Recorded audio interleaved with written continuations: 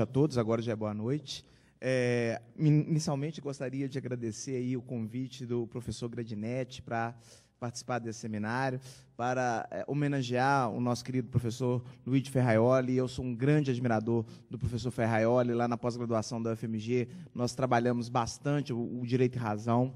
Em alguns semestres fizemos a leitura dele, a leitura sistemática da obra. Então, realmente é um prazer muito grande estar aqui falando para vocês e vim trazer para vocês algumas das minhas inquietações em relação, não só ao direito penal, ao direito, mas a própria ideia de poder mesmo. O tema dessa mesa é um tema de poder, é um tema sobre poder, e eu vim trazer, antes de tudo, as minhas dúvidas e as minhas inquietações, talvez para também inquietá-los também.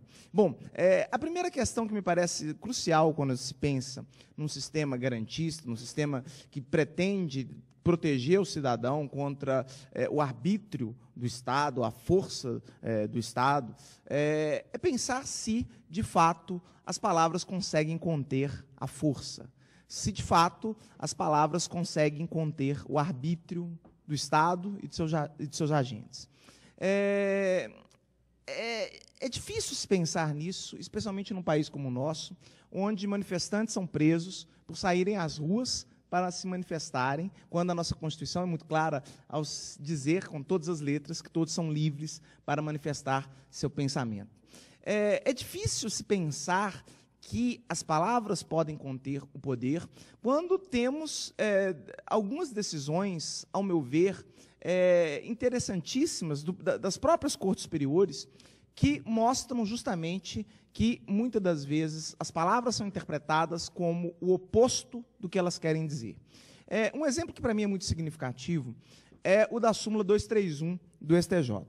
A súmula 231 diz, basicamente, o seguinte: não haverá redução de pena, claro, estou parafraseando, não haverá redução de pena se a pena já ficou fixada no mínimo legal na primeira fase.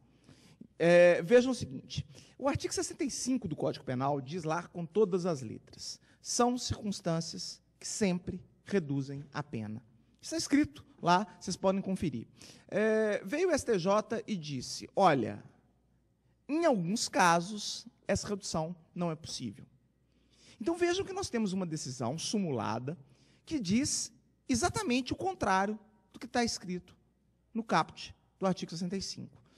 Salvo se vocês conhecerem outro exemplo na língua portuguesa do advérbio sempre usado como condicional. Eu não conheço. O advérbio sempre, para mim, é todo e em qualquer caso.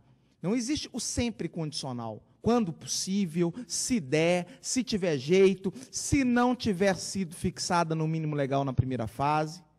Então, o que o intérprete fez foi pegar uma disposição absolutamente objetiva, extremamente objetiva, e sem se valer de Constituição ou de norma de hierarquia superior, de absolutamente nada, ele disse: onde está escrito que são sempre, coloque de vez em quando possível, se der, se tiver jeito.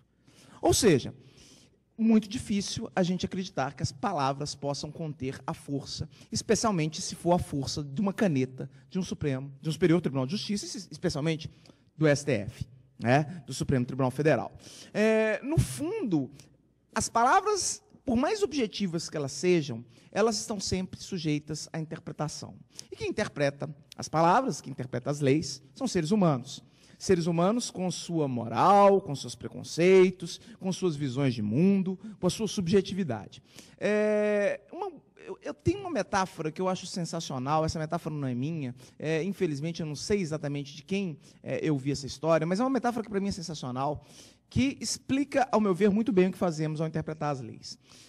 Imaginem que eu saia daqui, depois da palestra, um tanto quanto apertado, para ir ao banheiro, e aí eu chego na porta do banheiro, tem duas portas, né? E eu encontro uma delas, a letra M. Eu olho para a porta, M não quer dizer absolutamente nada. Quer dizer, M pode ser tanto masculino quanto pode ser mulher. E eu quero saber se eu devo entrar naquela porta ou não para ir ao banheiro. Perfeito? O que eu faço, então? Eu olho para o lado. Eu basicamente olho para o lado. Que é basicamente o que nós fazemos quando a lei é omissa, quando a lei não nos dá resposta, nós olhamos onde? Na Constituição. Não é isso que nós fazemos, em última análise? Se a lei não nos diz, eu olho na Constituição. Só que há um problema sério, porque às vezes eu olho para o lado e não tem absolutamente nada na porta do lado. Tem um M na porta, que eu estou querendo saber se entra ou não, e a outra porta está vazia. Não tem o F e não tem o H. E é isso, eu estou num bar ou numa coisa do gênero, ou se eu estiver aqui, o que eu faço?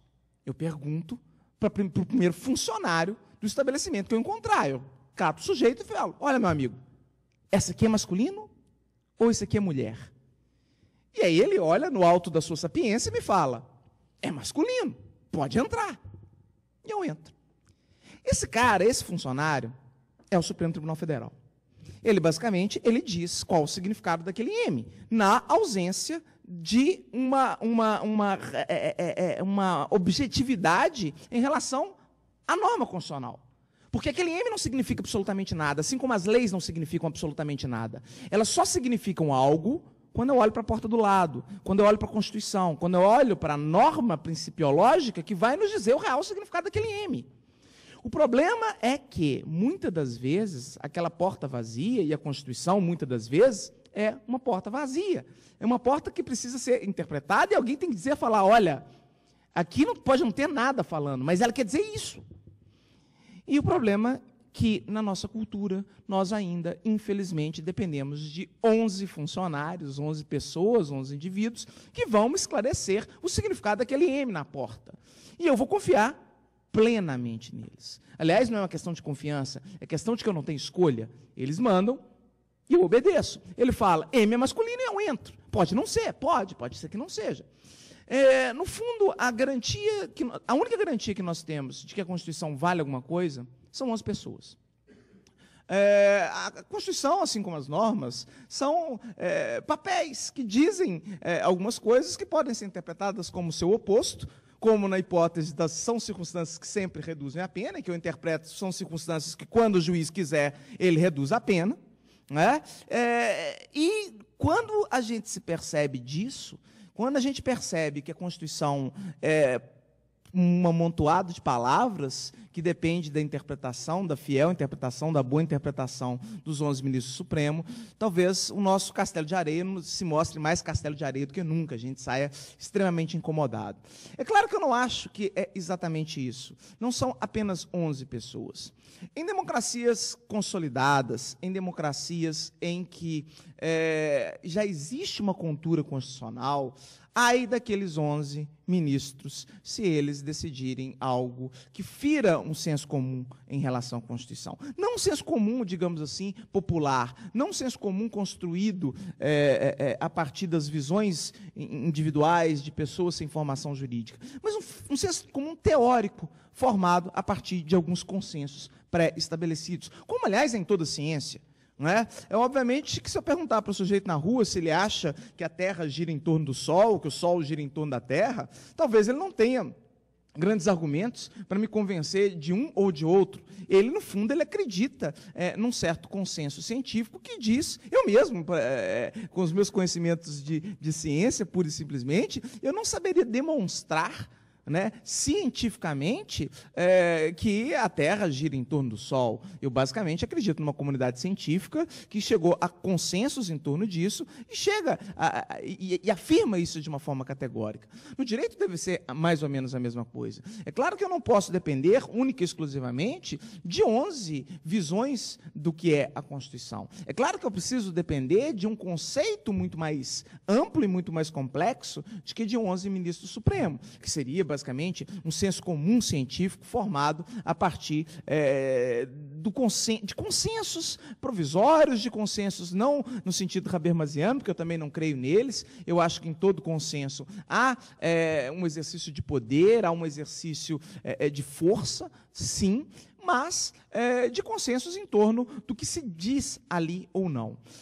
Esses consensos deveriam ser suficientes para fazer com que, quando aqueles consensos fossem desrespeitados em torno do que diz a Constituição ou ela não diz, que as pessoas saíssem às ruas, que o povo saísse às ruas. Eu não posso acreditar que 11 pessoas sejam os grandes guardiões da Constituição. Para mim, se existe algum guardião da Constituição, esse guardião deve ser o povo. O povo deve ser o guardião da Constituição. É claro que isso é extremamente utópico, talvez, nesse momento da nossa infância democrática, os 25 anos da Constituição é do que trata o nosso Congresso, mas a nossa infância democrática, acreditar que o povo vai sair às ruas para defender qualquer uma dos princípios constitucionais que estão lá com todas as letras. Eu não acredito nisso. Acho que até que alguns dos princípios que são claramente garantidos na nossa Constituição da República, cito, por exemplo, um exemplo simples, a questão da pena de morte. A nossa Constituição é absolutamente expressa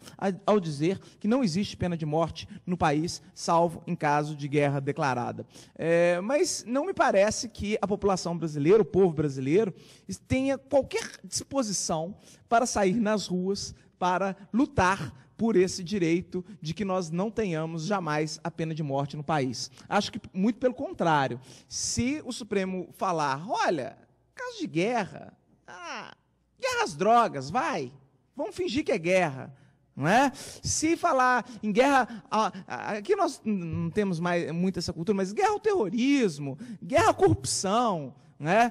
E se falar, olha, nesses casos nós vamos aplicar a pena de morte, eu, sinceramente, duvido muito que o povo saia às ruas para ir contra isso. Então, no fundo, esse dispositivo constitucional é um dispositivo que existe na letra da lei, mas que é um direito, uma garantia muito frágil, porque ele não tem um respaldo material.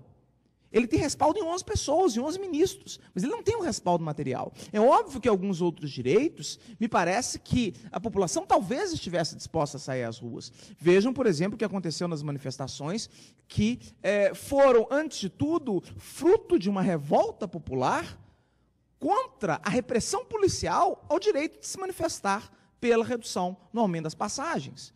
Não achem que, em Belo Horizonte, por exemplo, não houve aumento das passagens. Mas, mesmo assim, as pessoas saíram às ruas indignadas. Por quê? Diante da repressão em São Paulo, que foi onde tudo, até onde eu saiba, começou. E aí as pessoas saem às ruas, por quê? Porque elas ficam indignadas que o direito à livre manifestação de pensamento não foi garantido. E isso agride a todos, a tal ponto de fazer com que elas saiam às ruas.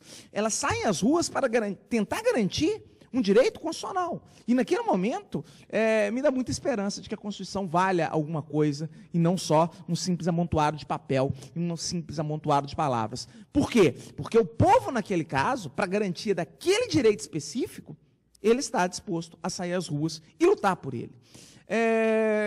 Isso me parece uma visão, eu tento pensar a coisa de um ponto de vista realista. Não acredito que palavras possam segurar o arbítrio, palavras não podem conter o arbítrio. Quando um policial militar, numa manifestação, chega para um cidadão e fala, você está portando vinagre, eu vou te prender por isso. Eu vou te deter porque você está portando vinagre. Não tem Código Penal para ele, não tem Código de Processo Penal para ele, não tem Constituição da República para ele, não tem absolutamente nada, porque ele está armado, ele está fardado e ele tem todo um aparato que vai lhe garantir o uso da força bruta. E contra a força bruta não existe lei, contra a força bruta não existe Constituição. Essa é a dura realidade. Se a gente pensar a questão do ponto de vista realista, essa é a dura realidade. Ele só não vai prender o sujeito por vinagre se ele tiver o quê? Se ele tiver medo de uma reação. É assim que o poder funciona. Você só não exerce poder sobre os outros se você tiver medo de que haja uma consequência, se você tiver medo que haja um contrapoder, se você tiver medo que haja um freio. E isso tem que existir. Quer dizer, a democracia, antes de tudo, freios. Você precisa ter freios. O poder não pode se exercer de forma absoluta.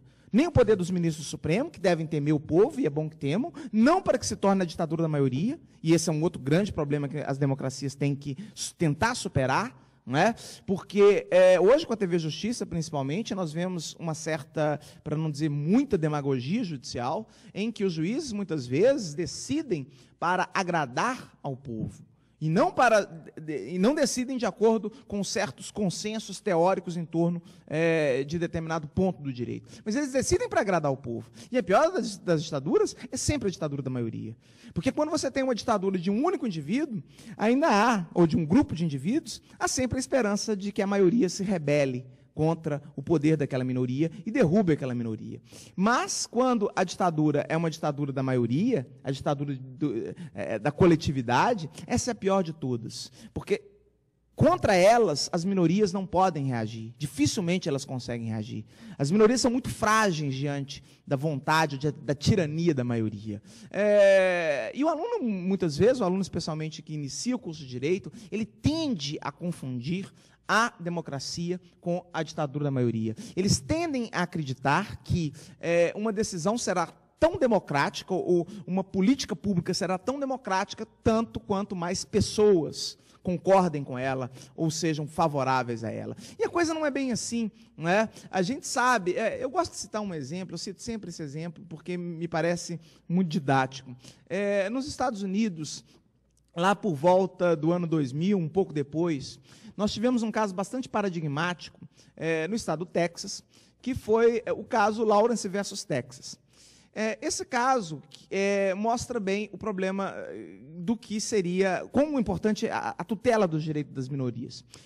O Lawrence era um sujeito que estava na casa dele, vivendo a vida dele, até que um dia a polícia entrou na casa dele com um mandado de busca e apreensão de drogas. Drogas é sempre um ótimo pretexto para você entrar na casa dos outros e exercer um poder, ou entrar nas favelas, ou seja, drogas é um ótimo pretexto. E aí eles entraram na casa do sujeito, não encontraram drogas algum, mas encontraram esse indivíduo mantendo uma relação com o companheiro dele, homem, portanto uma relação homossexual, e havia uma norma estadual, o Código Penal, os códigos penais dos Estados Unidos são estaduais, que previa o crime de sodomia. Ou seja, previa a punição para aqueles indivíduos que mantivessem relações homossexuais. Diante daquilo, ele foi processado pelo crime de sodomia, condenado em primeira, segunda instância. O processo teve todo um longo percurso, um longo caminho, até que chegou à Suprema Corte dos Estados Unidos, que decidiu, por maioria, não foi por unanimidade, pasmem, mas que decidiu que é inconstitucional a criminalização da sodomia nos Estados Unidos em função do direito à privacidade. Essa história eu conto para dizer basicamente o seguinte: ainda que nós tenhamos uma maioria de pessoas heterossexuais, e talvez tenhamos, essa maioria, pela sua vontade, pelo seu arbítrio, ela não pode simplesmente criar uma lei para impor à minoria homossexual, a sua vontade, ou os seus valores morais, ou a sua religião. Por quê? Porque o direito não é simplesmente a vontade da maioria. Existem direitos que são tão fundamentais, existem direitos que são tão importantes, que eles são oponíveis, mesmo contra a vontade da maioria. E é por isso que eles são direitos fundamentais, é por isso que eles são direitos constitucionais. Porque o homossexual, ele pode dizer, olha, eu tenho direito de manter uma relação homossexual, ainda que a maioria da população brasileira não concorde, não ache isso bonito, não ache isso moral, não ache que eu vou para o inferno se eu praticar isso, mas eu tenho esse direito. Quer dizer, e é essa a beleza dos direitos fundamentais. E é isso que nós temos que lembrar todos os dias.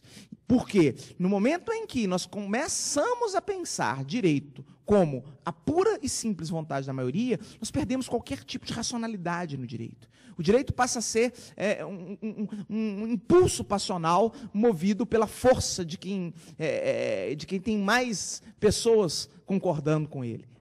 E o direito não pode ser isso, o direito tem que ser razão. Antes de tudo, o direito tem que ser racionalidade, sob pena de nós voltarmos aos linchamentos, sob pena de nós fazermos o que nós fazemos hoje. Claro que os nossos linchamentos hoje são um pouco mais sutis, mas vejam nas redes sociais, por exemplo. As redes sociais são um solo fértil de análise antropológica. A gente consegue ver o ser humano muito bem nas redes sociais. Então, às vezes, a gente tem situações interessantíssimas em que uma mulher vai e maltrata um cachorrinho, por exemplo. bate no cachorrinho, às vezes mata o cachorrinho. Claro, é algo que nos agride profundamente, me agride profundamente, eu tenho animais de estimação. Mas aí, do dia para a noite, nós vemos uma fúria da maioria, né? Retuitando, compartilhando aquilo e falando que absurdo, ela torturou o cachorrinho, não sei o quê, ela tem que ser presa. Começa com ela tendo que ser presa. Mas não basta prender, ela tem que ser, ela tem que ficar muito tempo na prisão. E aí, no final das contas, eles já estão praticamente pedindo tortura da mulher, né? Que ela perca a guarda dos filhos dela, porque ela não tem condição de ter filho, etc, etc. E, ao mesmo tempo, normalmente essas mesmas pessoas, diante de alguns outros crimes, elas pedem a pena de morte, elas pedem penas extremamente cruéis, linchamentos, etc, etc. Então, a maioria, ela age inevitavelmente por impulso. Ela é passional. Nós somos passionais. Eu sou extremamente passional. Né? Muito passional, diga-se de passagem. Agora, quando se faz ciência, quando se faz direito, quando se pretende construir regras para uma convivência pacífica, nós não podemos nos pautar pela passionalidade. Quer dizer, nós temos que buscar razão. Né? Não é à toa que o livro, uma das obras-primas do professor Luiz de Ferraioli é Direito e Razão. Porque o direito não pode ser simplesmente passional. E o que a gente vê hoje é a paixão pautando o direito brasileiro. A paixão pautando o direito brasileiro. Não só no direito penal, onde nós vemos em concessões públicas de TV, porque TV é sempre muito bom lembrar que TV não é igual revista ou jornal, que você tem dinheiro, vai lá e monta a sua revista, o seu jornal. Não. A TV é uma concessão pública, é o Estado que dá ao indivíduo o direito de explorar a concessão pública. Pois bem, nós vemos em concessões públicas de TV abertas, programas que têm como único objetivo denegrir a imagem dos réus.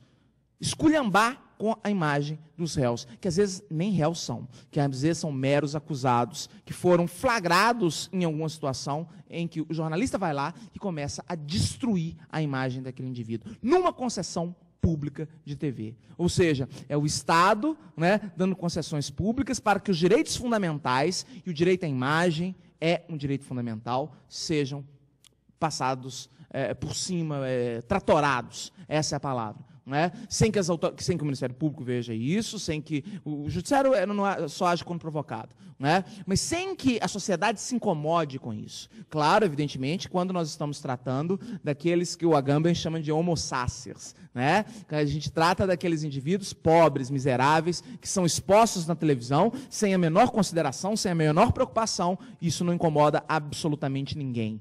Mas quando são aqueles criminosos de colarinho branco, quando são os criminosos ricos, os poderosos, isso simplesmente sequer acontece. Porque o tratamento dado a eles é tratamento de suspeito, como deveria ser a todos. Não estou falando para mudar o deles, não. Está correto, deveria ser tratado como suspeito. Mas o que não se poderia acontecer são esses programas da tarde, que se zapeia lá na televisão e encontra verdadeiros programas que têm como único fim e único objetivo destruir reputações, tão somente porque o sujeito é miserável e não tem como agir contra essa força do Estado. Bom, isso hoje me parece que mostra bem que nós temos muitos desafios.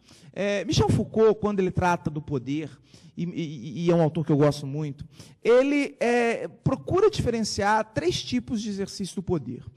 Um poder que ele chama de poder soberano, um poder que se exerce sobre um território, que é o poder sobre o qual o castelo do direito foi construído.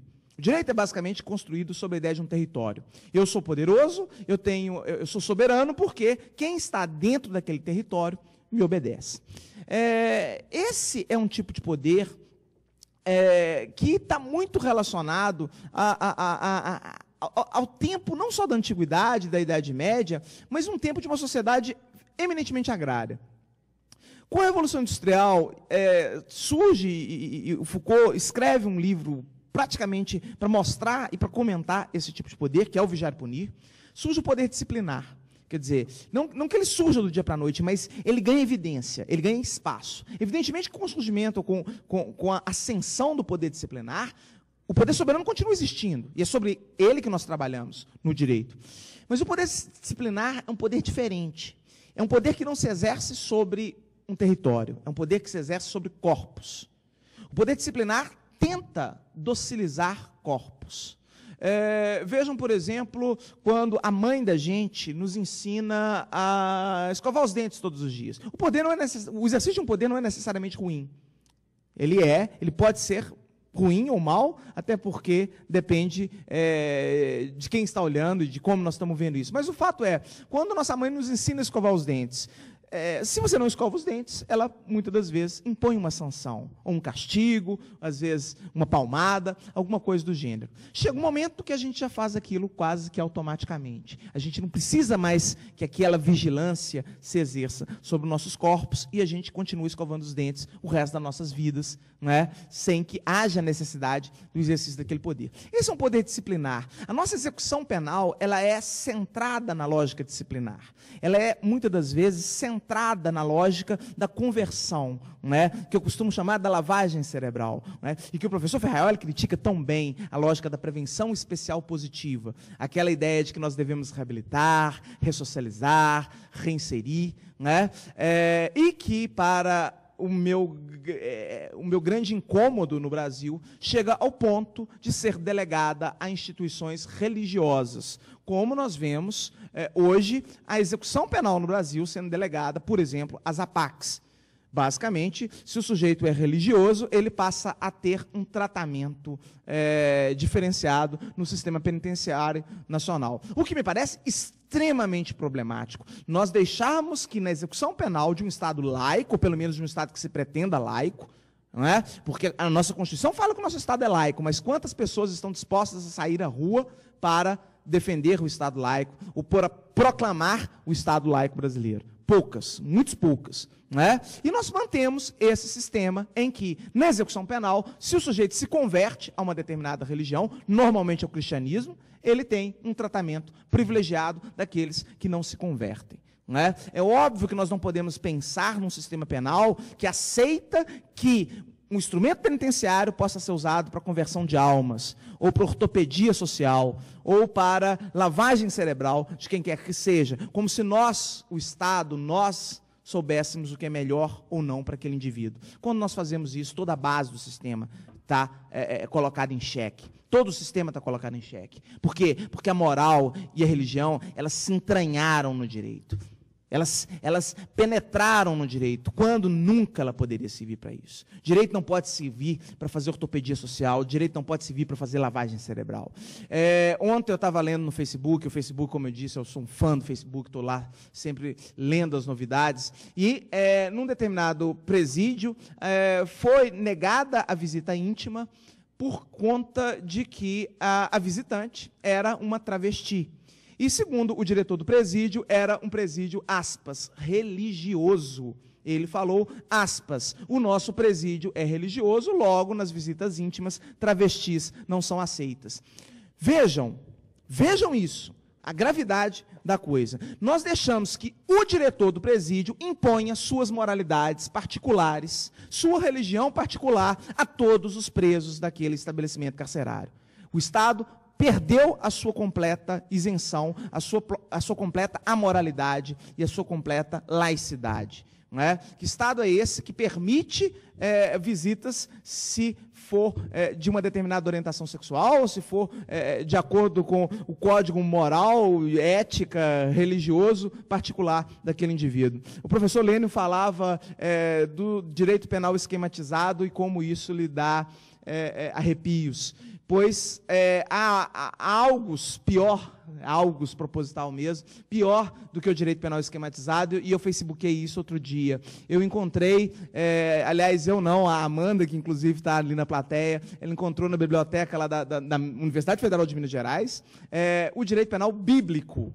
Não é? É um código penal segundo a Bíblia. Eu pergunto a vocês também teriam coragem de procurar um cardiologista para fazer uma cirurgia que tenha estudado pelo cirurgia cardíaca de acordo com o Novo Testamento ou com o Velho Testamento?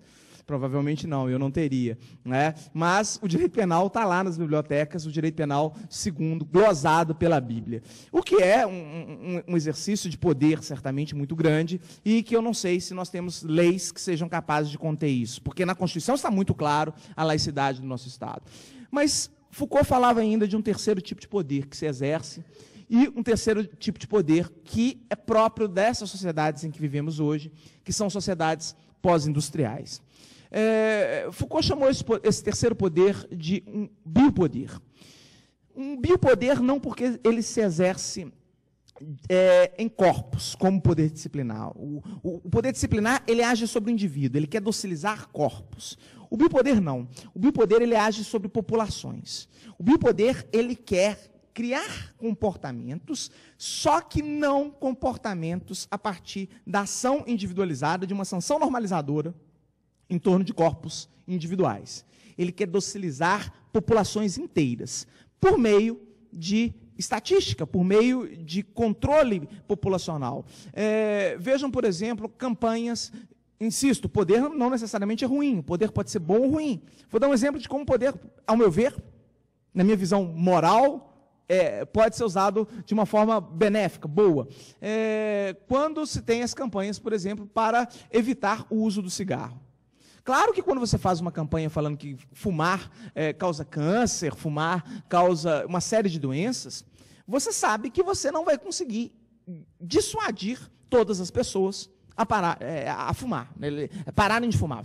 Você sabe que você não vai conseguir convencer a todos a pararem de fumar. Mas você sabe que uma boa parcela daquelas pessoas que vão ver aquele anúncio vai parar, ou vai pelo menos refletir sobre aquilo.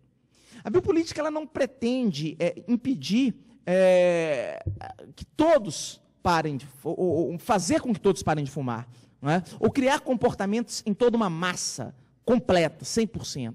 Mas ela sabe, ela tem como controlar parcelas da população, parcelas significativas da população. Isso é feito a todo momento. Não é?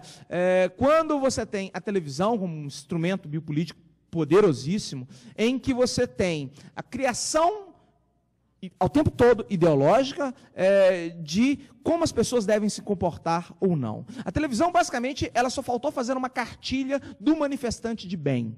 Já não bastava as figuras do cidadão de bem, do cidadão pagador de seus impostos e honesto, não é? Que são todas figuras que te pretendem moldar naquele padrão de comportamento desejado. Se criou agora a figura do manifestante pacífico e ordeiro, né? Em oposição ao manifestante do mal, ao vândalo, ao baderneiro, não é? Ao subversivo, talvez. E aí, basicamente, o que a televisão faz o tempo todo, que a mídia faz o tempo todo, é dizer como você deve exercer o seu direito à livre manifestação de pensamento. Exerça da forma como nós escolhemos que você exerça e nós vamos lhe dar o ótimo rótulo de cidadão de bem, de manifestante bacana, etc, etc. Não exerça dessa forma, nós que estamos aqui fazendo biopolítica, porque até então é só biopolítica. Quando você coloca na televisão quem que é o cidadão de bem e quem que é o criminoso nato, esses opostos continuam aí no imaginário popular. Se você não aceitar do nosso jeito retórico, do nosso jeito simbólico, que é absolutamente retórico, que é uma forma de exercer poder, criar comportamentos biopolíticos a partir da televisão, nós, se não for por bem, pelo menos desse jeito, nós vamos chamar o braço armado do Estado, que é o direito penal, que é a polícia, e nós vamos te calar à força. Isso tudo para dizer que, e aí eu já caminho para a conclusão, os desafios do garantismo hoje, num mundo complexo como o nosso, são gigantescos. O garantismo sempre foi pensado como um projeto inacabado. O garantismo é, antes de tudo, uma ideia em construção. O Estado Democrático de Direito é uma ideia em construção. Nós estamos inventando ele a todo momento, nós estamos criando e lutando por eles a todo momento. Agora, se nós temos hoje no Brasil, especialmente em países imaturos, democracias imaturas, repúblicas extremamente imaturas, a separação de público e privado na nossa república, ela é absolutamente imatura. Ela existe com uma tal ingenuidade que ela é incapaz de perceber o quão grave é se ter um crucifixo na parede de um tribunal. Se dizem, é só um crucifixo na parede do tribunal. Não, não é só um crucifixo na parede do tribunal. É apropriação de um espaço público por uma determinada ideia privada. No momento que eu coloco um crucifixo na parede do tribunal, eu falo, essa parede é minha, essa parede vai servir para eu expressar as minhas opiniões e não as opiniões públicas que estão aqui. Eu costumo brincar que se um dia eu fizesse concurso para juiz, e não vou fazê-lo, mas se um dia eu fizesse, eu ia chegar no tribunal, ia retirar o crucifixo da parede e ia colocar uma bandeira do glorioso Clube Atlético Mineiro, que é a minha religião. E aí alguém ia falar, mas que absurdo, você está se apropriando do espaço público para fazer propaganda do seu time de futebol. E eu iria sorrir e falar, mas vocês fizeram isso tanto tempo com a sua religião, vocês se apropriaram um tempo todo do espaço público com a sua religião, agora eu vou mudar e vou fazer propaganda do meu time de futebol. Vocês fizeram propaganda da sua religião, eu faço do meu time de futebol. Quer dizer, nós não temos noção de público e privado. Para nós, é quase como se fosse natural que nós nos apropriemos do espaço público para fazer proselitismo de nossas visões de mundo, de nossas crenças, de nossas religiões. E nós temos, evidentemente, se é tão comum os crucifixos nos tribunais, não é menos comum, nós temos em sentenças penais, sentenças criminais, decisões que são embasadas em argumentos bíblicos. Lá na minha terra, lá de Minas Gerais, nós tivemos um juiz que ele julgou a Lei Maria da Penha inconstitucional ao argumento de que ela feria a Constituição, evidentemente, porque a Bíblia fala que a Eva é a grande culpada pelos males da humanidade, tendo em vista que a Eva ofereceu a maçã para o Adão. E logo ele comeu, coitadinho, um bobão, né? E a partir daí, então, todos os males da humanidade devem ser atribuídos a Eva, logo a sentença é inconstitucional. Eu aumento, mas eu não invento. Vocês podem procurar no Google e vocês vão ver que essa sentença, de fato, existe. E pior, que não aconteceu nenhuma sanção ao juiz que assim decidiu, porque no Brasil se entende que a liberdade, a livre convicção do juiz, entendida como ele pode tirar o que ele quiser da cabeça dele, jogar na sentença que ninguém pode falar nada. Isso, evidentemente, não poderia existir nunca. Não é? Evidentemente, não poderia existir nunca. Bom, concluindo então, nesse mundo, nesse país em que a nossa democracia, nós estamos engatinhando, e nós temos uma república que ainda não sabe sequer andar com as próprias pernas, eu vejo como as ameaças que nós temos mais plausíveis. A primeira, a mídia cada vez ganha mais espaço e o controle biopolítico cada vez mais espaço. É bom lembrar que são concessões públicas de TV. A própria Constituição nos diz o que exatamente, para que deve servir as TVs abertas. Longe de mim defender qualquer tipo de forma de censura, não é isso. Mas eu quero que se cumpra a norma constitucional. E a Constituição fala que o preso tem direito à sua integridade física e moral. Portanto, eu não posso usar a televisão para achincalhar pessoas, acusados. Eu não posso usar... A Constituição fala que o Estado é laico, então eu não posso usar canais abertos de TV para fazer propaganda religiosa, como tantas e tantas vezes nós vemos sendo feitas nos canais de TV. Então, precisamos pensar seriamente em TVs públicas não simplesmente do Estado entregar para um particular e falar, cuida dela, mas do Estado permitir que elas sejam, as suas programações, as suas pautas sejam construídas democraticamente pela sociedade civil, por conselhos editoriais minimamente plurais, porque isenção não existe, mas a gente pode esperar um mínimo de pluralidade. Outra coisa que me dá profundos arrepios é a escalada do fundamentalismo cristão no Brasil.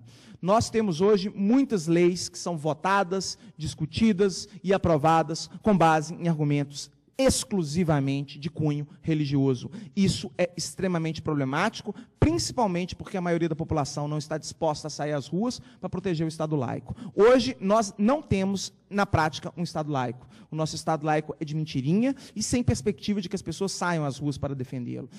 Se alguém tem que puxar essa discussão, somos nós do direito, somos nós juristas, somos nós operadores do direito, para mostrar que o Estado laico é a essência da república. Não existe república sem Estado laico, não existe república sem laicidade. Não é? E não dá para pensar em garantismo quando uma maioria que seja, mas uma parcela da população possa impor suas moralidades, possa impor suas crenças à população de uma forma geral. né? O direito ele tem que ser laico, ele tem que se pautar pela tutela de bens jurídicos. Ele não pode ser imposição de moralidades. E, finalmente, um terceiro ponto, e com esse eu concluo, que me parece problemático. O capital transnacional tem avançado muito, e, a cada dia que passa, as novas tecnologias têm ganhado espaço e importância na vida de todos. Hoje, eu posso citar 2 nomes que, em termos de garantias fundamentais, me preocupam muito: Google e Facebook. Né? Google e Facebook, eles têm um código próprio, as normas que você adere, entre aspas, você clica para você entrar no Google. E, a partir dali, eles têm a constituição deles própria, que dificilmente algum Estado nacional hoje possa fazer frente a elas. Nem mesmo os Estados Unidos, ouso dizer, seria capaz de fazer frente a um conglomerado econômico tão forte e tão transnacional e tão sem fronteiras. Se tem algo que, daqui a um tempo, vai nos causar grandes problemas, é essa capacidade que as redes sociais, que algumas empresas têm ganho para ser autônomas do próprio ordenamento jurídico. Como elas são absolutamente transnacionais, não há ordenamento jurídico capaz de segurá-las, e a tendência é que elas ganhem cada vez mais proporção. Vocês conseguem imaginar a vida de vocês hoje sem o Google, sem os serviços oferecidos pelo Google? Até a roteirização de mapas com o transporte público das grandes cidades é feito pelo Google. Pesquisa na internet, em última análise, é feito pelo Google, né? Tudo, basicamente, é feito pelo Google. Fora seus dados pessoais que estão lá e são transferidos, comercializados, vendidos, e o controle biopolítico que se faz ali é impressionante. Eu escrevi sobre isso na minha tese de doutorado, foi justamente sobre isso. Se alguém tiver interesse, depois procurem, chama Transparência Pública ou Opacidade Privada. Então, nós precisamos pensar instrumentos de garantia, não só em relação às autoridades, não só à polícia, não só ao Ministério Público e não só à magistratura, mas um garantismo mais amplo, talvez um garantismo holístico, que seja um garantismo também contra outras formas de exercício de poder não estatais, como, por exemplo, as religiões. A Igreja Católica, como sempre, exerceu muito poder, mas agora nós temos as mais variadas igrejas exercendo seu poder sobre a população e, principalmente, sobre o grande capital, porque o capital transnacional não está sujeito à lei ou à Constituição. O capital transnacional, ele cria suas próprias leis, e vai ser difícil nós pensarmos num Estado garantindo qualquer tipo de direito quando quem faz a lei é um conglomerado econômico gigantesco que cria seu próprio código de ética e cria suas próprias normas privadas. Não é fácil, mas eu sou um eterno otimista e acho que nós já evoluímos muito. Quer dizer, o iluminismo é um projeto em grande construção, né? Somos herdeiros desse iluminismo, criamos muitos princípios fundamentais a partir da Revolução Francesa, a partir dos ideais iluministas, mas o tempo todo nós temos que lutar pela consolidação desses princípios e, principalmente, pensar em novos princípios que vão precisar ser criados para fazer frente aí às novas tecnologias cada vez mais assustadoras em termos de invasão de direitos, especialmente honra, privacidade, né, e individualidade. Bom, eram essas as minhas reflexões, espero que façam vocês pensar sobre o tema e estou à disposição de todos no final. Muito obrigado.